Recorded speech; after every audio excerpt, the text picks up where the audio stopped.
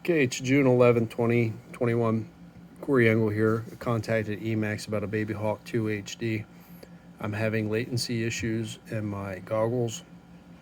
I can't get out very far and it gets pixelated and signal breaks up.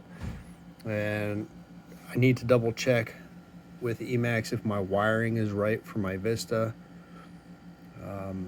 Trying to get some close-up shots here. Maybe you guys can make heads or tails of it. I believe I have my power, my ground, and then it looks like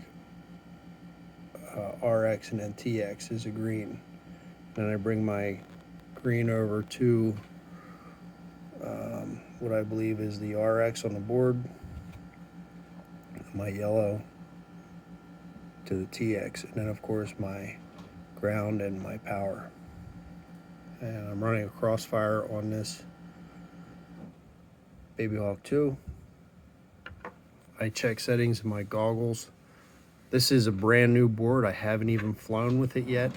This is over here is the original board, and this is the original Vista. This is a brand new Vista. I haven't even flown with it yet. The problem started with the originals, and I was driving myself crazy trying to figure it out. So I just swapped everything out, and I still have the latency issue. It should not be like that. The Babyhawk used to fly fine.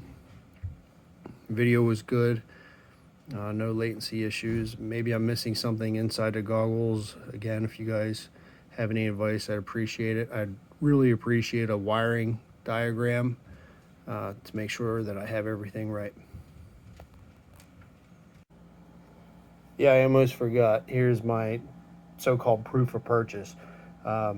St. Patty's Day this past year, race day quads, order number 426662. I bought the Babyhawk 2 HD. And then shortly after I got it, I crashed and I ripped the solder pads off on the top of the original board. So I had ordered the second board from you guys, order number 18731, April 4th. And then I had to order props because you guys only sent one set of props.